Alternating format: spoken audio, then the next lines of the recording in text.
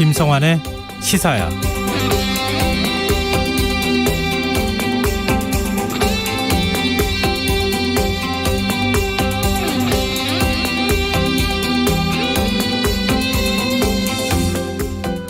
정부가 33조 원 규모의 2차 추경 예산안을 편성하고 소득 하위 80%에 해당하는 국민들에게 1인당 25만 원의 지원금을 주기로 했는데요.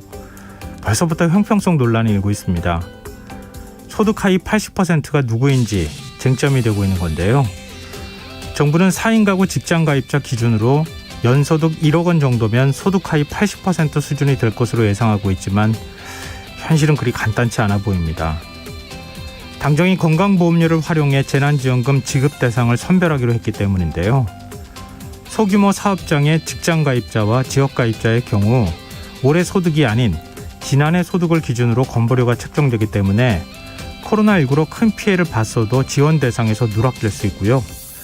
지역 가입자는 건보료를 산정할 때 소득뿐만 아니라 집과 자동차 같은 재산까지 포함된다는 점에서 불이익을 받을 수 있다는 지적도 나오고 있습니다.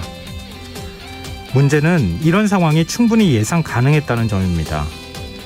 지난해 긴급 재난지원금 지급 때도 비슷한 논쟁이 벌어졌기 때문인데요. 당시 민주당은 전국민 지급을 주장하는 명분으로 건보료만으로는 소득 하위 70%를 정확히 선별하기 어렵다 언급한 바 있습니다. 정부는 이의 제기를 통해 피해를 구제할 수 있다는 입장이고 민주당은 오는 7일 정책의총을 열고 다시금 난상 토론을 벌이겠다는 계획인데요. 코로나19로 어려움을 겪을 서민들이 또 다른 상대적 박탈감을 느끼지 않기 위해서는 조금 더 세밀한 정책 설계가 뒷받침돼야 하겠습니다.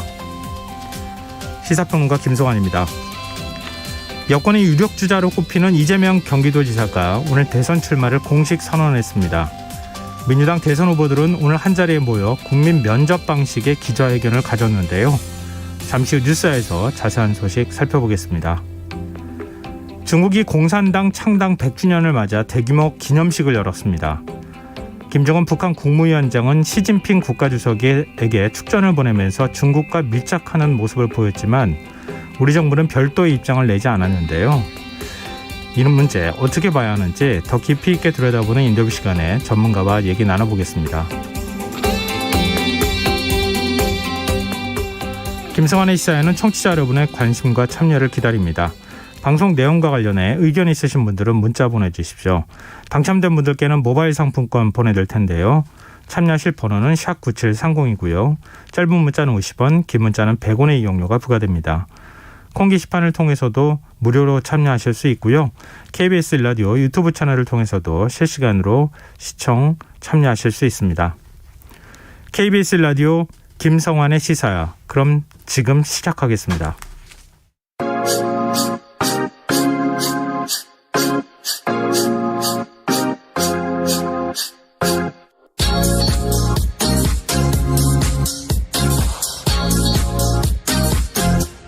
KBS 1라디오 김성환의 시사야.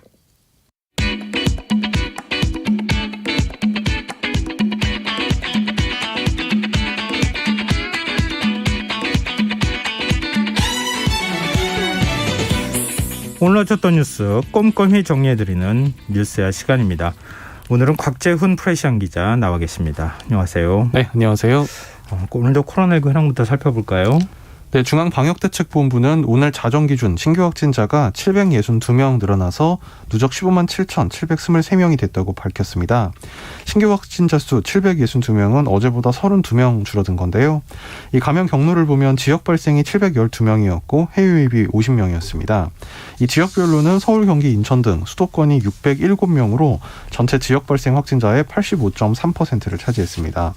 확진자 수는 어제보다 한 30여 명 정도 줄긴 했지만 이틀 연속 700명대로 집계가 돼서 이 그동안 300에서 600명대를 오르내리는 국면에서 지금 증가세가 좀 가팔라지는 양상을 보이고 있는데요. 특히 어제는 200명 넘게 나온 이 수도권 집단 감염 사례에서 이 이른바 감염력이 더 센 것으로 알려진 델타형 이 변이 바이러스 감염자가 확인된 데다가 해외 유입 사례도 증가하고 있어서 지금 우려가 나오고 있습니다. 걱정스러운 대목은 학생들의 확진 사례가 늘고 있다는 점이 아닐까 싶어요. 네, 최근 1주간 이 코로나19 확진자 가운데 이제 네. 학생들이 다소 좀 증가한 걸로 나타났는데요. 교육부에 따르면 지난달 24일부터 30일까지 이 전국에서 유치원과 초중고교 학생 349명이 코로나19에 확진이 됐습니다. 이 일평균 49.9명꼴로 이 코로나19 양성 판정을 받은 건데요. 지난달 17일에서 23일 하루 평균 확진자가 41.9명이었는데 이것보다 한 평균 8명 정도가 늘었습니다. 하루 평균 학생 확진자는 4월 8일부터 14일까지 이번 학기 최다였을 때가 58.3명이었는데 거기서 좀 줄어든 상태에서 다시 증감을 반복을 하고 있습니다. 지금 수도권에 델타 변이 바이러스 확진자들이 나오고 있는 상황 아니겠어요?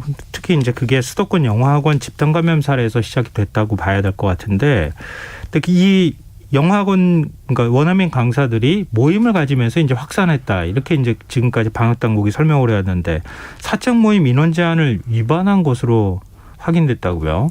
네, 이 원어민 강사 모임, 이 관련 집단 감염 사례에서 이 델타형 변이 감염자 9명이 확인이 됐다고 오늘 방역 당국이 밝혔습니다. 이 중앙방역대책본부의 박영준 역학조사팀장은 경기 지역 영어학원 관련 집단 발생 사례에서 델타 변이 바이러스가 확인됐다면서 마포구에 있는 주점도 이 사례와 역학적으로 관련이 있기 때문에 이쪽도 델타 변이 영향이 있을 걸로 여겨진다고 설명을 했습니다. 방대부는 이 영어학원 강사 6명이 마포구의 한 음식점에서 모임을 가졌고 이후에 각 학원으로 감염증이 전파된 걸로 보고 있는데요. 아시다시피 서울 같은 경우에는 그 사적 모임 같은 경우에 4명까지가 이제 모임의 한계인데 네. 6명이 음식점에서 모임을 가졌다는 거는 그 인원 제한에 어긋나는 내용입니다. 정경 질병관리청장이 델타 바이러스 확진자가 추가로 나올 가능성이 있다, 이렇게 밝혔어요. 네, 정은경 질병관리청장은 오늘 브리핑에서 이 경기도 학원발 델타 바이러스 확진이 추가로 나올 가능성이 있다는 언급을 했는데요. 정 청장은 변이 바이러스 추가 분석이 진행되고 있다면서 아무래도 역학적 연관성이 있기 때문에 델타 변이 바이러스가 확인될 가능성이 높다고 밝혔습니다. 그러면서 추가적인 분석이 진행 중이라 정확한 분석 결과는 정리되는 대로 알리겠다고 말했습니다. 서울과 경기도 인천시의 경우에는 새로운 사회적 거리두기 시행 시점을 일주일 뒤로 지금 연기한 상황 아닙니까? 네. 정부는 다음 주 중반쯤에 새 거리두기 적용 여부를 다시 결정하겠다, 이렇게 밝혔네요. 네, 중앙사고수습본부 손영래 사회전략반장은 오늘 브리핑에서 주말까지 상황을 본 뒤에 다음 주 월요일부터 수요일까지 각 지자체와 논의하면서 다음 주 중후반까지 결정하게 될 것이다, 이렇게 밝혔습니다. 이 정은경 질병관리청장도 사회적 거리두기를 완화하면 사람 간 접촉이 많아지고 음주나 다중이용시설 노출을 통해 유행이 폭발적으로 증가할 우려가 있다면서 현재 수도권이 사회적 거리두기 개편을 유예하고 방역 조치를 진행하고 있는데 이번 주 상황을 보면서 이후 거리두기 단계나 조치를 조정해 나가겠다고 말했습니다. 당초 이제 방역 당국이 백신을 한 번이라도 접종한 사람은 이 야외에서 마스크를 쓰지 않아도 된다, 그 제도가 이제 오늘부터 시행이 된다, 이렇게 밝혀왔잖아요. 네. 그러면 여러 사람이 모이는 곳에서는 마스크를 착용하지 않아도 되는 겁니까? 여러 사람이 모이는 곳에서는 실내외를 막론하고 이제 마스크를 여전히 써야 한다는 점을 방역 당국이 강조를 했는데요. 이 방대부는 오늘 브리핑에서 이 백신 접종자 마스크 착용 의무 완화 조치와 관련해서 이 개정된 지침을 각 지자체에 안내했다면서 물론 1회 이상 백신을 접종하고 14일이 지나서 이제 면역이 형성된 사람들은 마스크를 착용하지 않고 뭐 산책이나 운동, 등산, 물놀이 이제 이런 실외 활동을 할 수 있지만 다만 실외 공간이라도 집회, 공연, 행사 등 여러 사람 다중이 모이는 경우에는 접종 여부와 관계없이 마스크를 착용해야 한다는 점을 강조했습니다. 특히 실외 축구장 같은 야외 체육시설이나 놀이공원 등 유원지, 그리고 실외 쇼핑 공간 등 다중에 밀집하는 장소에서 마스크를 착용하지 않을 경우에는 과태료도 부과가 됩니다. 이런 가운데 민주노총이 정부의 자제 요청에도 불구하고 오는 주말 집회를 강행하겠다고 밝혀서 논란이 일고 있네요. 네, 민주노총이 오는 3일 서울 도심에서 전국 노동자 대회를 강행하겠다는 방침을 밝혔습니다. 민주노총 양경수 위원장은 오늘 기자회견에서 노동자와 민중을 위한 투쟁을 멈출 수 없다면서 3일 전국 노동자 대회를 서울에서 개최한다고 밝혔습니다.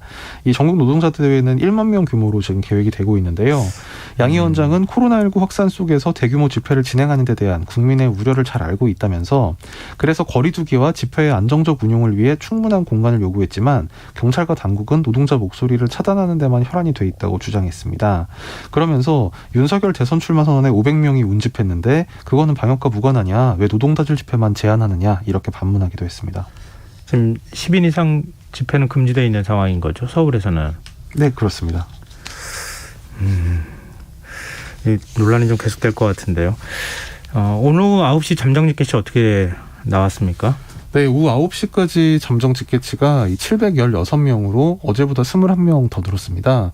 그래서 최종적으로는 이제 오늘 자정까지 집계치는 800명 안팎, 아니면 800명을 넘어설 것으로 예상이 되고 있습니다. 800명 넘어서는 거는 3차 대유행 이후 거의 처음인 것 같은데요. 네, 지금 정확한 날짜가 기억나지 않는데 3차 대유행 아마 올 1월 정도에 800명을 넘었고 네. 그 이후에는 800을 넘어섰던 사례는 없었던 것 같습니다. 좀 불안불안한데 아무래도 이럴 때 백신 접종 속도를 빨리 좀 내줘야 할 필요가 있지 않겠습니까? 근데 백신 접종 효과가 입증된 그런 사례가 또 나왔네요. 지난달 확진자 가운데 91%가 백신을 맞지 않은 사람들이었다고요? 네, 방역대책본부에 따르면 지난달 1일부터 24일까지 발생한 확진자 14,274명 가운데 91.2%는 한 번도 코로나 백신을 접종하지 않은 것으로 나타났습니다. 이 백신 접종 대상이 아닌 10대를 제외한 연령대별 확진자 중에 미접종자 비율, 그러니까 코로나19 확진을 받은 사람들 가운데 백신을 한 번도 맞지 않은 사람이 얼마나 되느냐, 이걸 비율을 내보니까 네. 20대는 98.9%, 그러니까 20대 확진자 중에 98.9%는 백신을 맞지 않은 사람이라는 얘기고요. 네. 40대가 95.1%, 30대 94.3%, 50대 94.1% 순으로 60세 미만에서는 거의 90%대 중반을 기록을 했습니다. 이와 달리 60세 이상 가운데는 60대 68.6%, 그리고 80세 이상 61.2%, 70대 51.1% 이렇게 50에서 60% 정도의 비율을 보였습니다. 다만 이제 60세 이상 고령층의 이 누적 1차 접종률이 87.3%를 기록한 이 지난달 13일에서 19일을 기준으로 봤을 때 이들 고령층의 확진자 발생률이 인구 10만 명당 4.4명으로 집계가 돼서 이 작년 12월 마지막 주, 이때가 백신 접종 시작 전이인데요. 이때와 비교하면 약 73% 감소한 것으로 나타나기도 했습니다. 이런 결과 보고 빨리 백신을 좀 맞았으면 좋겠다 생각하시는 분들이 있을 것 같은데 정부가 오늘 7월 예방접종 시행 계획을 발표했어요. 네, 7월 신규 1차 접종 시행 계획을 오늘 이 코로나19 예방접종 대응 추진단에서 발표를 했는데요. 골자는 만 55세에서 59세까지 시민은 오는 26일부터, 그리고 50세에서 54세까지는 다음 달, 그러니까 8월 9일부터 모더나 백신을 접종을 하게 된다는 얘기입니다. 또 하반기 접종 대상인 20대에서 50대 일반 국민 중에서 감염에 상대적으로 취약한 50대부터 이 접종이 시작되는 거고요. 이제 요거는요. 그리고 이제 수능을 앞둔 고교 3학년생 그리고 교직원들은 19일부터 화이자 백신을 맞게 됩니다. 우선 접종 대상 가운데는 2분기 접종 대상자였지만 이 백신 부족으로 접종이 뒤로 밀렸던 60에서 74세 초과 예약자, 그리고 30세 미만 사회 필수 인력들이 이분들이 5일에서 17일까지 화이자 백신을 맞게 되고요. 60세에서 74세 중에 사전 예약자 가운데 본인 건강 상태 등으로 예약을 취소했거나 접종을 연기했던 10만 명은 오는 26일부터 위탁 의료기관에서 모더나 백신을 맞게 됩니다. 네, 백신 접종 속도가 좀 빨리 더 나왔으면 좋겠습니다. 화제를 좀 바꿔볼까요? 정부가 국무회의를 열고 33조 원 규모의 2차 추경 예산안을 의결했네요. 네, 정부는 오늘 국무회의를 열고 앞서 당정협의에서 이제 논의가 된 내용대로 2차 추경 예산안을 확정을 했습니다. 골자는 국민 80%인 약 1,800만 가구에 1인당 25만 원씩 재난지원금을 지급한다, 이런 내용이고요. 또 기초생활수급자 등 저소득층에는 여기에 더해서 1인당 10만 원을 추가로 주기로 했습니다. 또 코로나19 사태로 영업금지 등 제한 조치를 받은 소상공인 113만여 명에게는 최대 900만 원의 지원금을 다시 한번 준다. 크게 보면 요 세 가지가 골자이겠는데요. 먼저 소득 하위 80%에게 주는 상생국민 지원금 같은 경우에는 이제 그 건강보험료 등 이 소득 기준을 반영을 해서 4인 가구 부부 합산 연소득 약 1억 원 이하인 그 세대를 대상으로 1인당 25만 원씩 이제 지급을 할 예정입니다. 또 기초생활수급자, 차상위 계층, 한부모 가족 등 저소득층에는 1인당 10만 원씩 소비 플러스 자금이라는 이제 자금 지원을 추가로 하고요. 네. 그리고 이제 2분기 월 평균 카드 사용액 대비 3%를 초과한 사용액의 10%를 현금으로 돌려주는 신용카드 캐시백 제도도 시행을 하는데 요거는 전 국민 대상이지만 요거는 이제 아무래도 이 카드 사용액이 많은 중위 이상 고소득자 계층에게 소비 여력이 좀 있는 계층에서 그렇죠. 예. 거기에 돌아가는 혜택이 더 많을 것으로 예상이 되고 있습니다. 또 정부의 영업 금지 및 제한 조치로 피해를 입은 소상공인에게는 100만 원에서 900만 원 상당의 희망 회복 자금을 다시 한번 주게 됩니다. 네. 자, 아무래도 관심인 것은 지금 이제 국민지원금이라는 이름을 사용하고는 있지만 일종의 이제 재난지원금이잖아요. 재난지원금을 내가 받을 수 있을 것이냐, 도대체 어느 대상까지 지원금을 주는 거냐, 이거 아는 거 아니겠습니까? 네, 이게 뭐 상생국민지원금, 통상 저희가 5차 재난지원금이라고 이제 많이 표현을 하는데요. 네. 이 경우에 앞서서 이제 정부와 그 여당에서 이제 그 기준을 마련을 할 때 소득하위 70%까지를 했을 때 중위소득의 150% 기준으로 해서 그래서 그 건보 보험료 납부료가 대충 얼마이면 된다, 이제 이런 기준을 약식으로 한번 만들었던 적이 있는데 네. 그래서 이번에도 예를 들면 소득하위 80%라고 하면 중위소득 기준 200%가 아니겠느냐, 이제 이런 얘기들이 많이 시중에 있습니다만 정부에서는 이거는 어떤 대략 그 정도 수준일 수는 있지만 네. 정확한 기준이 나온 것은 아직 아니기 때문에 국회에서 통과가 되고 이후에 통과된 내용을 바탕으로 정부에서 집행하는 세부안이 마련되기까지 좀 기다려야 한다는 입장입니다. 일단 재난지원금 지급은 온라인, 오프라인 신청을 거쳐서 신용카드나 체크 또는 선불카드 등 이 신청자가 선택한 방식으로, 이 방식은 이런 그 카드를 통한 지급을 하게 되고요. 지난번에 전국민 재난지원금 지급할 때와 거의 비슷한 방식인 거네요. 네, 그렇습니다. 네.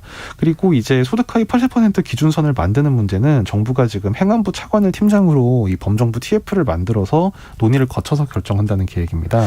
지금까지 나온 거는 이제 통상 그 가구 소득이 한 1억 원 이하이다. 그리고 소득하위 80%라는 게 그 전국의 이제 세대 수가 한 2천 몇백만 세대가 되는데요. 네. 그 가운데 80% 약 1,800만 가구에 이제 준다. 여기까지만 나온 것이고, 예를 들면 구체적인 금액 기준이라든지, 그래서 지금 이제 일부 인터넷 블로그나 게시판 등을 보면 제가 계산을 해보니까 건보료가 월 얼마 30만 원 이하를 아니면 이제 된다. 언론 보도를 통해서 4인 가구 기준으로 직장 가입자의 경우에 37만 원 정도, 지역 가입자의 경우에는 41만 원 정도면 된다. 이렇게 또 얘기 나왔어요. 그게 어떤 정부나 그러니까 기재부나 어떤 저희가 이제 공식적으로 인용할 수 있는 이제 그런 권위 있는 기관에서 나온 게 아니고, 예. 그냥 이제 언론사들이나 아니면 시민들이 자체적으로 대략 그 소득이 1억 원이라면 이 정도 될 것 같다, 이제 이렇게 한 것이기 때문에 실제로 좀 차이가 있을 수 있을 것 같습니다.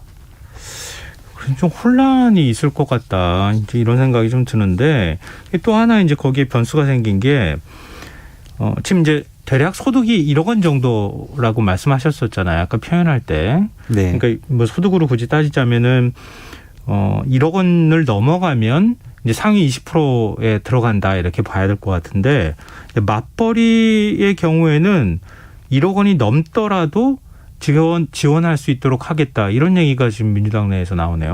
그러니까 어제 송영길 대표가 한국경제신문 인터뷰를 하면서 이런 얘기를 했습니다. 그 연소득 1억 원 이상이라고 해도 부부가 맞벌이면 중산층이다. 그러니까 개인 소득이 1억 원 이상이면 상당히 고위소득자이지만 네. 부부가 예를 들어 5천만 원씩 연봉을 받으면 1억 원이 넘는데 이 경우에는 중산층이 아니냐, 이런 취지의 얘기를 했는데요. 오늘 여기에 이어서 윤호중 원내대표도 이 전국민 방식으로 확대되긴 어렵지만 맞벌이 부부 등에는 조금 늘려나갈 수 있다, 이런 얘기를 하는가 하면, 또 박원주 정책위 의장도 야당과의 논의를 통해서 정부안 수정 여지가 있다, 이렇게 얘기하는 등 좀 막판에 좀 지원 대상을 다시 한번 확대해야 된다, 이런 얘기가 지금 당에서 다시 나오고 있는 분위기입니다. 항상 이렇게 지원 기준을 가지고 좀 논란이 되고 있는데요. 차라리 비슷한 예산인데 그럴 거면 전 국민 지급하는 게 낫지 않냐, 이런 얘기까지도 나오더라고요. 사실 그래서 민주당도 원래 주장이 이제 전 국민 지급이었잖아요. 네. 근데 이걸 기재부가 그거는 이제 원칙상 안 된다. 네. 그래서 그 기재부와 이제 그 논의를 거쳐서 약간 타협안 비슷하게 네. 나온 게 80% 아니기 때문에 지금 이제 여당에서는 원래 주장인 이 전국민 지급 그게 원래 그런 것이 정당하다는 게 민주당의 당론이었기 때문에 아직까지 이제 좀 그래도 이런 아쉬움에 그 카드를 그렇죠. 계속 만지작 하고는 있는데, 그렇죠. 기재부가 그래도 이런 경우는 좀 더 줘야 되지 않냐, 이런 경우도 좀 더 줘야 되지 않냐, 이제 이렇게 하는 것 같은데, 사실 어쨌든 결정이 됐으면 좀 빠르게 시행 시행을 하는 게 오히려 더 도움이 되지 않겠느냐는 반론도 가능할 것 같습니다. 지금 뭐 반론 차원의 문제가 아니라 국무회의까지 통과한 상황이잖아요. 근데 그걸 또 다시 뒤집는다는 게 어찌 보면 여당 입장에서는 앞뒤가 안 맞는 얘기가 될 수도 있는 좀 모순에 빠지는 상황이 될 수 있어서 일단 국회 협의 과정을 또 지켜봐야 될 필요는 있기는 할 텐데 근데 지금 여야 관계가 그렇게 썩 좋지는 않아요. 이 소상공인 손실보상법 오늘 국회 본회의에서 통과가 됐는데 국민의힘 의원들은 본회의 도중에 그냥 퇴장을 했어요. 네, 사실 지금 뭐 대선 때문에 국회 상황에는 뭐 청취자들이 크게 관심이 없으실 수도 있겠지만 지금 말씀하신 대로 여야 간에는 계속 평행선만 긋고 있는데요. 네. 일단 오늘 본회의에서는 지금 코로나19 손실보상법, 그다음에 국가교육위원회 설치법 요 두 법안들이 국회에서 처리가 됐는데 일단 야당에서는 절차적인 부분부터 이제 지적을 하고 나섰습니다. 이제 여당에서 법사위 소집을 단독으로 해서 통과를 시켰는데 이 과정에서 야당 측에 충분히 예를 들면 법사위 회의를 소집하기 한 40분 전에 그냥 문자로 알려주고 바로 소집을 해서 국무위원들까지 있는 사이에서 처리를 했다. 날치기 아니냐 이제 야당에서 이렇게 반발을 하고 있고요. 네. 그러면서 일단 절차도 문제고 그리고 내용적으로도 지금 여당이 준비한 법안 같은 경우에는 이제 정부와 이제 그 협의를 거쳐서 이 소급 적용은 제외하는 내용인데 여기에 대해서 야당이 좀 다 상당히 이례적인데 국민의힘과 정의당이 뭐 결과적으로 입장이 같은 건 둘째치고 이유까지 완전히 똑같은 이유로 반대를 하는 이제 다소 이례적인 일이 벌어진 건데요. 국민의힘에서는 이제 소상공인 연합회장 출신인 최승재 의원이 이 여당이 제출한 오늘 본회의에 여당이 제출한 코로나19 손실보상법에 대한 이제 수정안을 제출을 하고 제안 설명을 하면서 네. 반대 토론을 했습니다. 이제 여기서는 최 의원은 이제 국민이 지금까지 입은 손실과 피해를 어디에 호소해야 하느냐. 그래서 국민의 재산권과 행복추구권을 지켜줘야 한다. 이런 취지로 반대 토론을 했고요. 또 정의당도 이 류호정 의원의 반대 토론 연설을 통해서 마찬가지로 소급 적용을 해야 한다 이렇게 주장을 했습니다. 하지만 결국 그 법안 투표 결과는 이 소급 적용을 하자 이런 야당의 주장이 담긴 수정안이 반대 145인 그리고 찬성 92인으로 부결이 되면서 그 그러니까 여당이 마련한 소급 적용을 제외한 손실보상 법안이 이 민주당 의원들의 찬성 속에 통과가 됐는데요. 이 과정에서 수정안이 부결된 이후에 야당 국민의힘 의원들은 민주당 의원들에게 항의를 하면서 이제 본회의장을 나섰습니다. 뭐 앞서 이제 민주당이 빠져 있는 모순적인 상황에 대해서 얘기했었잖아요. 근데 뭐 돈이 많으면 재정 건전성 문제가 뭐 전혀 거론되지 않거나 고민되지 않는다고 하면은 뭐 얼마를 주든 다 소급 적용을 해서 줄 수 있는데 그런 상황이 못 된다 이런 점이 아마 고려가 됐을 것 같은데 야당이 할 때도 역시 그동안의 재정 건전성 문제 나라 빚이 늘어난다고 계속 지적을 해왔었잖아요. 비판을 해왔는데 이번에는 또 소급 적용 다 해서 많이 줘도 된다 이런 식으로 나오는 것도 또한 또 한편으로 모순적인 태도가 아닐까 싶기도 한데 이제 자영업자들은 어떤 반응 보이고 있습니까? 네, 그 자영업자들 같은 경우에는 지금 소상공인 연합회에서는 오늘은 이제 이 소급 적용 문제에 대해서는 별다른 입장이 나오지 않았고요. 다만 추경 예산안이 오늘 국무회의를 통과하고 관련해서 소상공인 피해 지원금을 좀 더 늘려야 한다 이런 취지의 입장문을 냈습니다. 이 소상공인 연합회는 코로나로 직격탄을 맞은 소상공인 피해를 실질적으로 복구하기에 미치지 못한다면서 국회 심의 과정에서 피해 지원금을 더 늘려달라. 특히 관광업계 같은 경우에 좀 더 이제 금액 지원을 늘려달라는 취지의 입장을 밝혔습니다. 소상공인연합회는 앞서서 이 국회 상임위에서 지난 16일 이 손실보상 법안이 통과될 시점에는 논평을 내서 국가의 영업 제한으로 인한 피해를 법으로 보상받기 원했지만 이런 부분이 상당 부분 퇴색돼서 실망을 금할 수 없다. 이렇게 비판하는 입장을 밝혔습니다. 자영업자들이 만든 비상대책위원회 관계자를 저희가 인터뷰했었는데 한 2천만 원 정도에서 캡을 씌우면 어떻게 하느냐. 유흥업소의 경우에는 손실보상하기 시작하면 금액이 너무 커지니까. 근데 지금 이제 최대 900만 원까지 준다는 거잖아요. 한 절반 정도 주겠다. 이렇게 한 것에 대해서 아무래도 불만이 있지 않을까 그런 생각이 드네요. 그리고 오늘 국회 본회의에서 문재인 대통령의 공약이기도 했던 국가교육위원회 설치법이 처리가 됐어요. 네, 국회는 오늘 본회의에서 이 중장기적인 교육정책 총사진을 수립하는 대통령 직속위원회를 만드는 교육위원회 설치 및 운영에 관한 법률을 의결을 했는데요. 1년간의 유예기간을 거쳐서 이 대통령 소속 행정위원회로 국가교육위가 설치가 되고 위원은 총 21명을 두게 됩니다. 국가교육위원회는 학제, 교원정책, 대학 입학정책, 그리고 학급당 적정 학생수 등 발전 계획을 수립하고 국가교육과정 기준을 수립하는 역할을 하게 됩니다. 네, 지금 여러분께서는 KBS 라디오 김성환의 시사야와 함께하고 계십니다. 계속해서 뉴스야 이어가겠습니다. 이제 대선 주자들의 움직임도 좀 살펴볼까요? 민주당의 유력 대선 주자인 이재명 경기도지사가 오늘 대선 출마를 공식 선언했네요. 근데 방식이 좀 특이해요. 네, 방식 그리고 시간 모두가 상당히 이례적이었는데요. 네. 보통 이제 대선 출마 선언이라고 하면 이제 자기 지지자들 그다음에 그 시민들 언론인들을 다 이렇게 체육관 같은 데 세과시하듯이 모아놓고 그렇게 하잖아요. 이제 막 이제 뒤에 프롬프터를 걸어놓고 그 출마 선언문을 읽으면서 이렇게 웅변조로 연설을 하면 이제 지지자들이 막 박수를 보내고 이런 장면을 예상하지 않습니까? 네. 보통 시간은 오전 10시나 한 오후 2시 정도 구체적으로는 그랬던 것 같은데 오늘은 상당히 특이하게 오전 7시 반에 아침 7시 반에 유튜브와 페이스북에 동영상을 공개하는 방식으로 출마 선언을 하고 예. 기자들과 질의응답은 따로 이 여의도의 호텔에서 따로 진행을 하는 좀 상당히 특이한 방식으로 진행을 했습니다. 어쨌든 이재명 경기지사의 출마 선언의 그 골자는 일단 슬로건을 새로운 대한민국 이재명은 합니다. 라는 슬로건을 뽑았고요. 네. 이 주요 내용은 강력한 경제 정책이 대전환의 위기를 기회로 만든다. 또 대대적인 인프라 확충과 강력한 산업 경제 재편으로 투자 기회 확대, 신성장 동력을 발굴해야 한다. 이런 주장을 담았습니다. 또 규제 합리화, 미래형 첨단 육성 시스템으로 기초 첨단 과학기술 육성, 한반도 평화 경제 체제 수립, 북방 경제 활성화 이런 내용을 담았는데요. 전체적으로 보면 원래 이재명 지사가 가졌던 어떤 선명한 좀 다소 이제 진보적인 그런 정책 방향에 더해서 네. 좀 중도로의 확장 방향을 담은 것이다. 이런 해석을 많이 나왔습니다. 근데 뭐 바로 이제 직전에 윤석열 전 검찰총장이 사실은 앞서 말씀하셨던 것처럼 일종의 좀 약간 세과시하는 듯한 그런 일반적인 기자회견을 그러니까 대선 출마 기자회견의 모습을 보였는데 이재명 지사가 이렇게 혼자서 등장하는 영상으로 대선 출마 선언하는 거 이런 방식을 선택한 이유가 있을까요? 뭐 여러 가지 좀 해석이 나오고 있는데요. 일단 캠프 측에서는 이 이재명 정치의 핵심 키워드가 실용 아니냐. 그래서 이런 실용주의적인 정치 철학을 최대한 담은 형식이다. 뭐 이런 설명을 하고 있습니다. 뭐 이제 정치권에서는 좀 현재 이제 여권의 1위 주자인데 좀 다소 안정감을 강조한 그리고 어떤 새 과시를 하면서 이렇게 막 그 어떤 분위기를 몰아가는 그런 것보다는 좀 차분한 모습을 연출해서 그게 오히려 1위 대선 주자의 면모를 돋보이게 하기 위해서 이런 계획을 짠 게 아니냐 이런 해석도 나왔고요.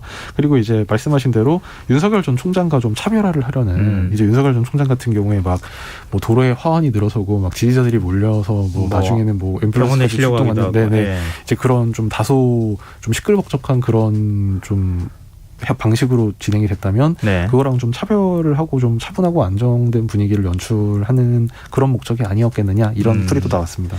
또 현직 경기도지사라는 점도 작용하지 않았을까 그런 생각도 드는데요. 이재명 지사하고 윤석열 전 총장 모두 대선 출마 선언하면서 공정이란 가치를 강조하지 않았습니까? 두 사람이 말하는 공정은 어떤 차이가 있는 거예요? 일단 출마 선언문에 나온 내용만을 기준으로 봤을 때는 이제 이재명 지사가 얘기하는 공정은 좀 사회 경제적인 차원 그리고 윤석열 전 총장이 얘기하는 것은 아무래도 좀 사법적인 정의에 가까운 차원이라고 좀 해석이 되는 것 같은데요. 네. 물론 이제 윤석열 전 총장은 이후에 질의응답에서는 좀 다른 얘기도 했습니다만 어쨌든 선언문 기회 공정에 관한 부분을 언급했었죠. 네, 선언문만을 놓고 보면 그렇다는 거고요. 이를테면 이재명 지사 같은 경우에는 오늘 선언문에서 불평등과 양극화는 성장 동력을 훼손한다 이렇게 지적을 하면서 공정의 확보가 희망과 성장을 가능하게 한다 이렇게 얘기를 했습니다. 또 강자의 욕망을 절제시키고 약자의 삶을 보듬는 억강 부약 정치를 강조하면서 이제 기회는 공평하고 공정한 경쟁의 결과로 합당한 보상이 주어지는 사회여야 한다 이렇게 얘기를 했는데요. 반면에 윤석열 전 총장 같은 경우는 출마 선언문에서는 이 무너진 자유민주주의와 법치, 시대와 세대를 관통하는 공정의 가치를 세우겠다 이렇게 얘기하면서 우리의 현안을 해결하고 미래를 준비하는데 공정과 법치는 필수적이다 이렇게 얘기를 해서 다소 이제 이 출마 선언문에 담긴 내용은 좀 어떤 사법적인 그 뉘앙스를 상당히 많이 담았습니다. 물론 나중에 질의응답을 하면서는 뭐 공정에는 두 가지가 있다. 하나는 시장에서 특정 분야에서 이제 공정한 경쟁 그리고 하나는 뭐 국민 전체 한 분 한 분의 생애 전주기에 따른 기회 공정 이렇게 얘기를 했는데 어쨌든 뭐 출마 선언문이라는 게 보통 이제 대선 주자들의 정체성을 가장 지벽적으로 담는 거기 그렇죠. 때문에 그걸 놓고 봤을 때는 이제 두 여야 간의 주자 사이에 그런 차이가 있는 것 같습니다. 이재명 지사 기자들과 만난 자리에서 형수 욕설 논란에 대한 입장을 밝혔네요. 네, 이재명 지사가 이 과거 형수 욕설 등의 도덕성 논란에 대해서 제 부족함에 대해 용서를 바란다면서 죄송하다 고개를 숙이고 또 눈물을 글썽이는 다소 이례적인 모습까지 보였습니다. 이 지사는 이 기자들이 경선이 과열되면 사생활 문제 등 네거티브 이슈가 나올 수 있다 이런 지적에 대해서 이런 답변을 했는데요. 제가 가족에게 폭언한 것은 사실이지만 다시 그 시절로 돌아간다면 안 그러려고 노력하겠다. 그런데 어쩔지는 모르겠다. 이렇게 답변을 하면서 형님이 정신적으로 건강하지 못해서 어머니에게 협박하고 심지어 어머니를 폭행하는 일까지 벌어져 제가 참기 어려워서 그런 상황에 이르렀다. 이렇게 자신의 입장을 설명하면서 갈등의 원인이 가족들의 그 이권 개입을 막다가 생긴 것이기 때문에 그런 점을 감안해달라 이렇게 당부했습니다. 네. 이제 흥미로운 부분이 윤 전 총장을 향해서 공부 좀 더 하라 뭐 이런 말 했다면서요? 네, 근데 사실 그 이재명 전 지사가 보통 지금까지 해왔던 정치적인 메시지 발언의 그 스타일로 봐서는 네. 훨씬 세게 나와야 되는데 최근에는 이제 이 출마 선언 방식도 그렇고 네. 그 이른바 검찰 개혁이나 조국 사태에 대한 입장 표명도 그렇고 심지어 차별금지법 문제에 대해서도 오늘은 좀 긍정적인 입장이 나왔지만 저번에 기자들이 물어보니까 윤석열 전 총장이 먼저 답변하면 내가 답변을 이런 얘기를 하기도 했는데 전체적으로 약간 이제 1위 주자 안정감 여유 이런 거를 좀 강조하는 그런 뉘앙스인 것 같은데요. 오늘 윤석열 전 총장을 향해서 한 이야기도 그 윤석열 전 검찰총장의 출마 선언을 어떻게 평가하느냐 이런 질문이었는데 네. 미래에 관한 얘기를 했으면 어땠을까? 과거 얘기를 안 할 수는 없겠지만 그렇게까지 많이 하는 아쉬움이 든다. 이렇게 지적을 하면서 특수과외까지 받으면 열공한다고 하는데 국정이 그렇게 호락호락 쉽게 익혀서 되는 길은 아닌데 좀 더 공부하시고 채운 다음에 발언을 들어보고 판단하겠다.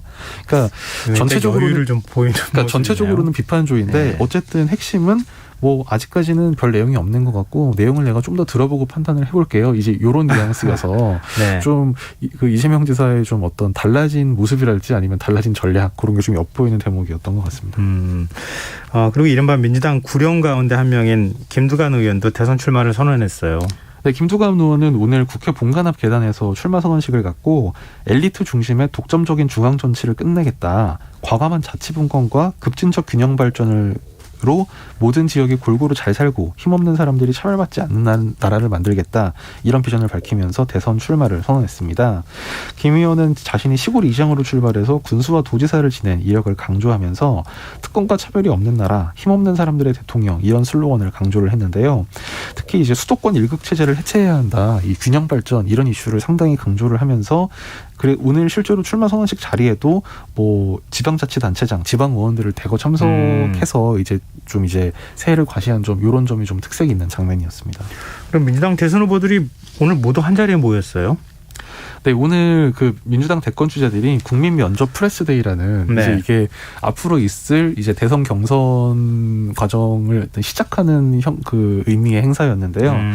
그래서 9명이 각자 이 경선 레이스에 임하는 포부와 정견을 밝히고 또 기자들의 질문 내용별로 이제 후보들이 손을 들어서 말하자면 그 언론인들의 질문에 대해서 마치 면접자가 피면접자가 이제 네. 답변을 하는 이제 그런 형식의 행사를 오늘 가졌는데요. 뭐 전체적으로 좀 눈길을 띄었던 그 답변을 몇 개 꼽아보면 이재명 지사 같은 경우에 그 자신을 겨냥한 이른바 반 이재명 연대에 대해서 후보들 간 연대와 협력은 자연스러운 일이라고 생각한다면서 저도 가능하면 연대를 해보고 싶은데 잘 안 된다 이런 얘기를 해서 눈길을 끌었습니다. 네. 다만 이재명 지사 같은 경우에 청와대 이제 인사수석 의 어떤 그 검증 시스템 뭐 논란 네. 이런 좀 민감한 현안들에 대해서는 특별한 언급을 하지 않고 자제를 해서 아까 말씀드린 대로 좀 이제 로우키 대응을 하는 네. 것 같은 모습을 보였고요. 이 이낙연 전 민주당 대표 같은 경우는 이제 그 청와대 인사검증 논란에 대해서 국민께 많은 실망을 드렸고 송구스럽게 생각한다 이런 입장을 밝힌 게 눈길을 끌었습니다. 또 정세균 전 총리는 이 주택 정책에 대한 회한이 많다면서 이 문재인 정부에서 가장 실패한 정책을 부동산이라고 꼽았고요. 이 부동산 가격이 너무 많이 올랐고 시장 기능이 제대로 작동하지 않는다 이런 점을 지적하기도 했습니다. 또 박영진 의원과 김두관 의원 등은 이른바 이 청와대 인사책임론 또 뭐 양양자 의원 출당 논란 또 조국 사태와 내로남불 논란 뭐 부동산 문제 등에 대해서 상당히 정부에 대해서 비판적인 좀 전향적인 자세를 보인 점이 눈길을 끌었고요. 반대로 뭐 최문순 강원지사나 추미애 의원 등은 뭐 그것과는 좀 다소 대비되는 입장을 취했습니다. 최문순 지사는 감자를 계속 얘기해가지고 웃음을 터뜨리기도 하더라고요. 근데 국민 면접 압박 면접관으로 이른바 조국 흑서 저자인 김경률 회계사를 섭외했다가 급히 변경하는 해프닝이 벌어졌네요. 네, 그러니까 이제 행사 컨셉이 오늘 한 게 이제 1차 면접이고 이제 네. 2차 면접을 하겠다. 그래서 그 행사를 진행할 면접관을 앞에 두고 이제 인터뷰 형식의 행사를 진행을 하는데 그 면접관 중에 한 면으로 이제 조국 흑서 저자인 김경률 회계사를 민주당이 선정을 했다가 2시간 만에 급거 철회하는 이제 해프닝을 빚었습니다. 이 대선 경선단의 이소영 대변인이 오늘 오후 브리핑에서 예비경선 국민면접 면접관 패널로 이제 김경률 회계사 김혜영 의원 등을 선발했다고 밝혔는데요. 네. 이제 그러니까 후보들이 수용 불가하다. 나는 그런 사람한테 면접을 못 받겠다. 이렇게 반발하는 일이 벌어진 겁니다. 이낙연 전 대표가 가장 먼저 페이스북에 글을 올려서 2019년 조국 전 장관을 거짓까지 동원해 공격했던 김 회계사를 참여시킨다는 거는 민주당의 결정이지 믿기 어렵다. 이렇게 비판하면서 저는 김경률 씨가 심사하는 경선 행사를 받아들일 수 없다. 이렇게 반발했고요. 정세균 전 총리도 도저히 수용할 수 없다. 당 지도부가 무슨 이유로 이렇게 가혹하게 조국의 시간을 연장하려고 하는 것이냐. 이렇게 반발을 했습니다. 결국 이렇게 파장이 커지자 강훈식 경선기획단장이 정정 브리핑을 내서 김경률 회계사는 면접 패널에서 제외했다. 이렇게 발표를 하고 이 김 회계사 대신에 그 여권 연로인 유인태 전 의원을 이제 면접관으로 선정하겠다 이렇게 발표를 했는데요. 네. 이재명 지사 같은 경우에는 애초에 발표 내용에 대해서 이제 그 이낙연, 정세균 전 총리와는 다소 결이 다른 태도를 보이기도 했습니다. 이 지사는 김경률 회계사를 선정한 데 대해서 상당히 괜찮은 아이템이고 좋겠다고 생각했다. 당원 입장에서 후보를 확인하는 것도 중요한데 더 중요한 건 국민의 시각이다. 이렇게 얘기하면서 이 국민의 시각에서 엄중한 검증 방식을 도입할 필요가 있다. 이렇게 얘기해서 논의를 끌었습니다. 네. 야권 움직임도 살펴보죠. 황교안 전 대표가 오늘 대선 출마를 선언했어요. 네, 황교안 전 대표 오늘 국회에서 기자회견을 열고 초일류 정상국가를 이루기 위한 대장정을 지금부터 시작하겠다면서 이 대선 출마 의사를 밝혔습니다. 황 전 대표는 문재인 정권에 의해 저질러진 비정상을 정상으로 되돌려 놓기만 해도 우리 사회의 역동성이 되살아나고 국민 삶의 생기가 돌 것이라면서 정권 교체, 민생 회복, 경제 회복, 또 복지 민주화 등을 자신의 정책 방향으로 밝혔습니다. 근데 또 다른 후보들이 지금 대선 출마 선언했죠. 네, 오늘 안상수 전 인천시장이 출마 선언을 했고요.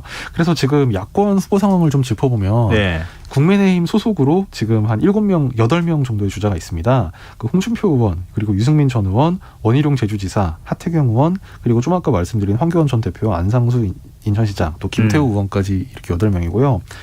이제 7명이고요. 여기에 더해서 이제 윤희숙 의원이 그 초선 윤희숙 의원이 출마 의사를 밝혀서 이제 윤 의원까지 포함하면 국민의힘 당 안에 8명의 주자가 있는 셈입니다. 그리고 이제 국민의당 다른 그 소수 야당인 국민의당의 안철수 전 대표가 이제 당외 주자로 있고요. 그리고 이제 정당에 소속되지 않은 무소속 주자로 이제 윤석열 전 검찰총장이 출마 선언을 했고, 그리고 야권이 후보가 더 많네요. 그러니까. 그래서 그리고 최재형 전 감사원장과 김동연 전 경제부총리도 이제 야권 주자로 거론이 되고 있기 때문에 이들이 만약에 모두 나오면 한 12명, 13명 아마 이렇게 될 것 같습니다. 그 많은 후보들이 앞으로 어떤 검증 과정을 거쳐서 최종 후보로 남느냐.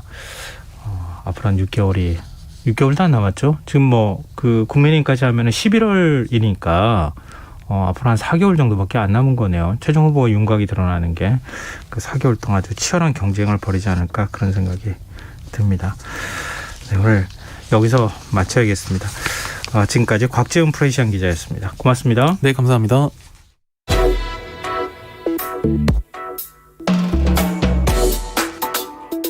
더 나은 내일을 준비하는 시간 KBS 1라디오 김성환의 시사야.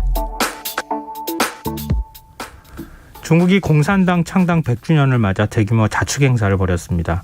시진핑 국가주석은 외국 세력이 괴롭히는 일을 중국인들이 용납하지 않을 것이다 라면서 중화민족의 부흥과 함께 대만과의 통일도 강조했는데요. 북한 김정은 위원장은 시 주석에게 보낸 축전에서 양국이 전후관계임을 강조하기도 했습니다.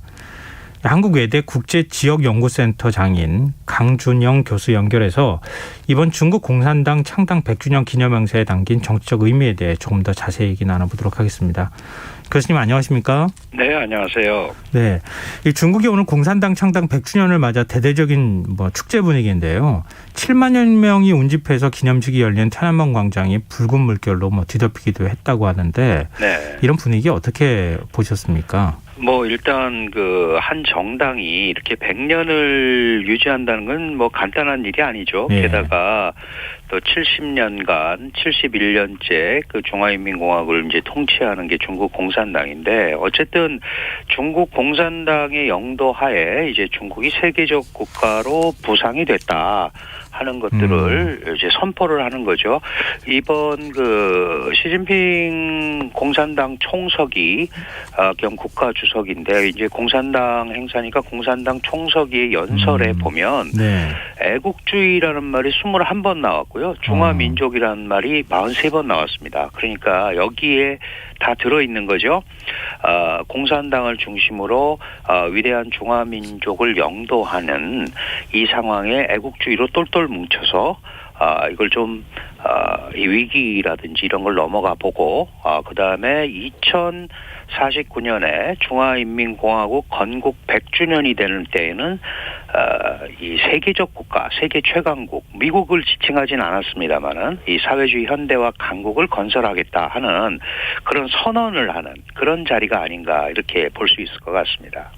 이 여러모로 뭐 중국 나름대로는 상당히 의미를 부여한 행사였다 이렇게 봐야 될 것 같은데요. 그렇습니다. 그런데 좀 주목되는 부분이 시진핑 주석을 비롯한 공산당 지도부 참석자 수만 명들이 마스크를 쓰지 않은 상태로 노래를 부르거나 뭐 함성을 지르고 그렇게 했어요. 네네. 이 코로나19 사태 이후에는 이런 모습을 보기 어려웠지 않습니까? 이게 그렇죠. 의도한 겁니까? 당연히 의도했다고 봐야겠습니다. 혹시 기억하실지 모르겠는데요. 중국은 사실 작년 9월 8일에 코로나 퇴치 기념식을 하고 코로나 퇴치를 공식적으로 선언한 바가 있습니다. 그래서 또 전 세계 눈총을 많이 받았죠. 네. 이게 뭐 차이나 바이러스다, 우한 바이러스다 이런 얘기들이 많이 있었는데 혼자서 우리 끝났다 하고 얘기를 하면서 문제가 됐었는데 다시 말씀드리면 이번에 모든 사람이 이렇게 마스크를 쓰지 않고 있는 이 상황이 중국은 코로나 상황을 완전히 통제하고 있다는 메시지를 보내는 거죠.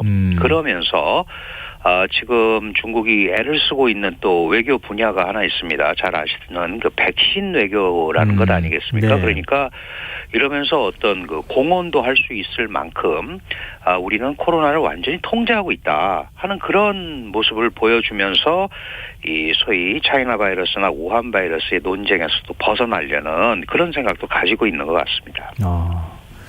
이 다른 전현직 공산당 지도부와 달리 시 주석이 유일하게 인민복 차림으로 등장했다고 합니다. 네네. 여기는 어떤 의미가 있을까요? 본래 뭐 이제 창당 기념일이나 건국 기념일에는 역대 지도부가 총 출동을 하죠. 예. 특히 그 중국 공산당은 당장에 모택동, 등소평, 강택민, 호진터, 시진핑 이렇게 5명의 지도자를 거쳤다고 얘기를 하고 있거든요. 네. 그리고 순조로운 정권 교체를 이루었다라는 차원에서 지금 생존해 있는 장제민이나 호진타오나 시진핑이 한 단상에 씁니다. 그런데 지금 시진핑 당 총석이 겸 국가주석이 유일한 현역이죠. 그런 의미에서 소위 그 인민복, 중산복이라고 하는데 이 사회주의 국가의 어떤 그 상징성 이런 거를 강조할 때 유일한 현역 지도자로서 위상을 내세우면서 또 결의를 보여주는 그런 의미로 보통 이런 옷을 입습니다. 그 장ዘ민 같은 경우도 그 일본과의 외교 갈등이 있을 때도 만찬장에 이런 인민복을 입고 나타나거든요. 네. 그런 어떤 결의 이런 것들을 표현할 때 중국 지도부가 가끔 하는 그 행동이다 이렇게 보면 될 것 같습니다. 시 주석이 연설한天安문 망루는 과거 마오쩌둥 전 주석이 중화인민공화국 수립을 선포한 곳이기도 하잖아요. 네네. 근데 이곳에서 연설한 데는 어떤 정치적 의미가 담겨 있다고 봐야 될까요? 예, 뭐 당연히 그 1949년 10월 1일에 그 중화인민공화국의 탄생을 선언한 곳입니다.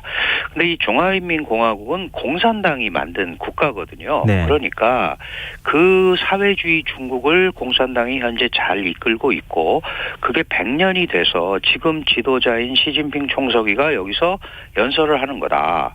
다시 말씀드리면 중국 발전의 연장선상을 공산당이 잘 이끌고 오고 있고 그것은 바로 당초의 중국 사회주의 건설의 시작점이었던 네. 마오쩌둥을 잘 계승하고 있는 거다. 이런 의미를 담고 있는 걸로 봐야 될 것 같습니다.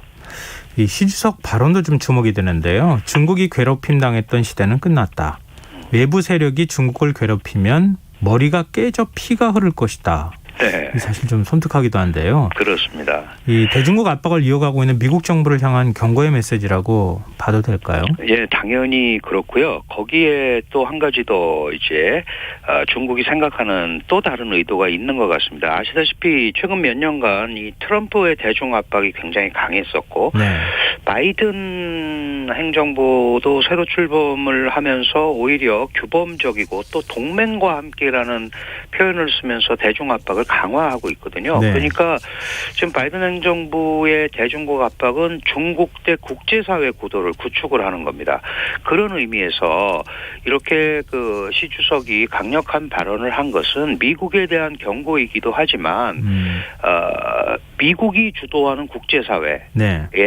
서지 말라 하는 그런 또 경고까지 들어있는 거거든요. 네. 왜냐하면 미국과 미국에 동조하는 세력들이 중국을 압박을 하게 되면 중국은 물러서지 않겠다 이런 표현이란 말이죠. 그러니까 미국에 대한 경고이기도 하고 미국 편에 서지 말라는 경고 이게 복합적으로 들어있는 게 아닌가 이렇게 판단이 됩니다.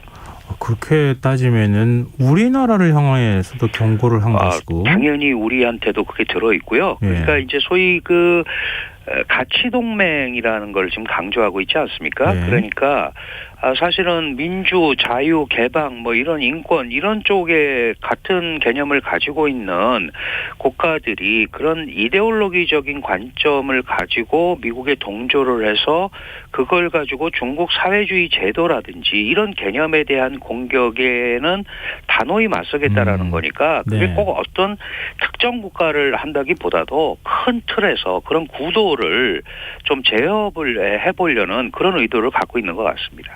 그런데 당초 외신들은 시 주석이 좀 유화적인 태도를 보일 수 있다 이렇게 전망하지 않았습니까? 근데 정반대였어요. 네네.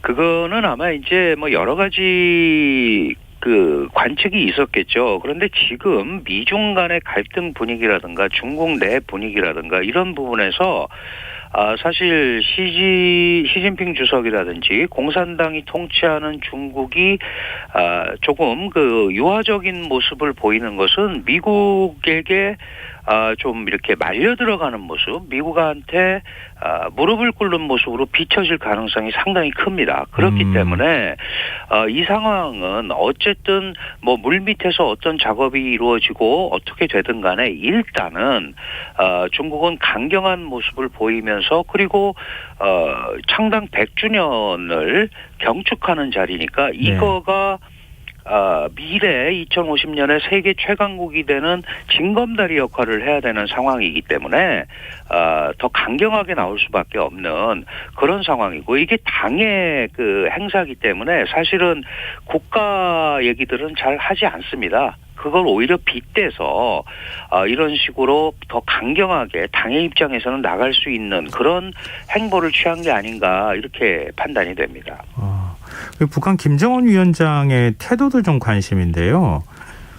시 주석에게 100주년 기념 축전 보내고 뭐 꽃바구니까지 보냈다고 하는데 이제 북중 간 이제 공고한 동맹 관계를 과시했다. 혈맹이라고도 뭐 얘기를 하는 것으로 알고 있는데.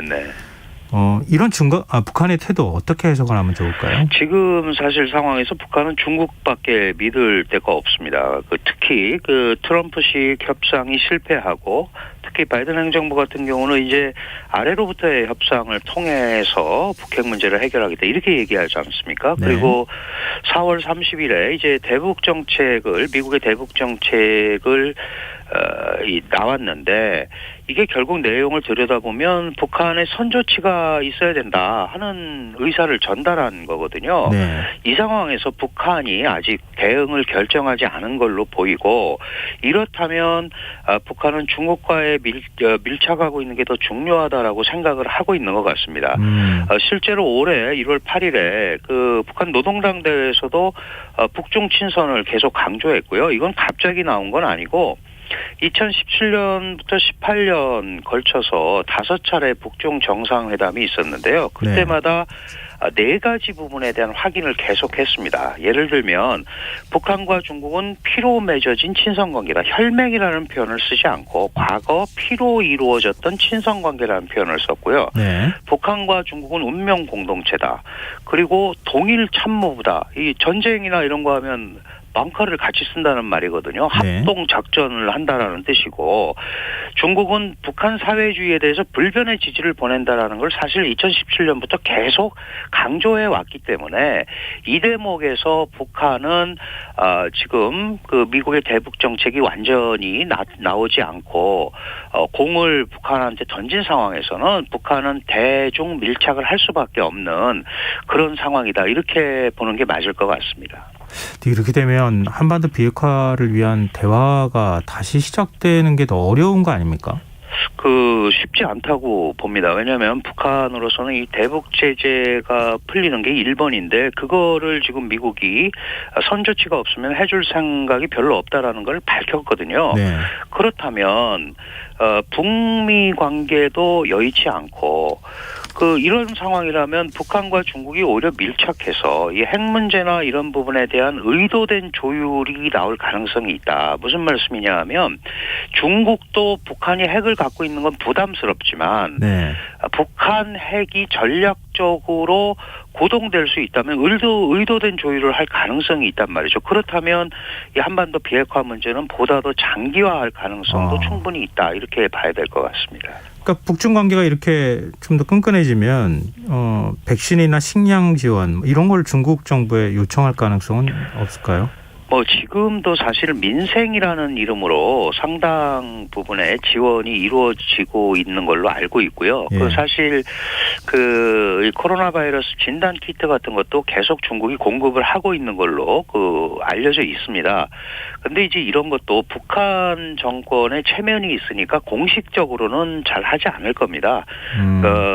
그러나 이제 중국이 북한을 전략적 자산으로 활용을 하려면 최소한의 민생이라는 이름을 걸고 코로나 방역이라든지 식량 지원이라든지 이런 것들은 백신 제공이라든지 충분히 가능할 수 있다. 그것도 인도주의라는 이름에서는 얼마든지 제공이 가능하기 때문에 물밑에서는 그런 작업이 계속 이루어질 걸로 판단이 됩니다. 근데 그런 거 하면 청와대는 지금 이제 창당 100주년 기념식에 별도의 축전을 보내지 않기로 했거든요. 네네. 근데 왜 우리 정부가 이런 태도를 취했을까요? 사실 이거는 중국 공산당 창당 기념일이기 때문에 국가가 축전을 보내는 축하는 할 수 있지만 그다지 격에 맞지는 않습니다. 이게 왜냐하면 어쨌든 공산당은 당 차원의 행사고요. 문재인 대통령이 연초에 당 100주년을 이미 축하를 했기 때문에 다시 그렇게 할 필요는 없다. 예를 들어서 한국의 어떤 정당이 오래됐다고 그래서 다른 국가가 정당을 축하하는 국가 차원의 이런 행동은 하지 않거든요. 그래서 그거는 저는 오히려 괜찮은 걸로 판단을 하고 있습니다. 그럼 관계가 틀어지거나 이런 문제는 아니군요. 네네. 그건 다른 형태로든 얼마든지 할 수 있으니까요. 네, 알겠습니다. 오늘 늦은 시간 인터뷰해 주셔서 고맙습니다. 네, 감사합니다. 지금까지 한국외대 국제지역연구센터장인 강준영 교수였습니다. KBS 라디오 김성환의 시사야 1부 순서는 여기서 마무리하겠습니다. 2부에서는 사건, 사고 뉴스 등을 살펴보는 밤참 뉴스 그리고 호피디의 언박싱 순서로 찾아뵙겠습니다. 전 11시 전과 2부에 다시 찾아오겠습니다.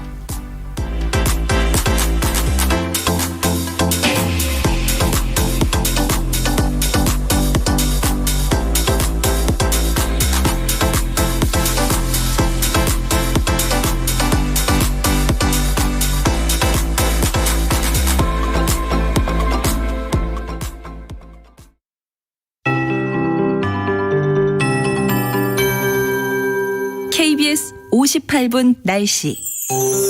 현재 수도권 내륙과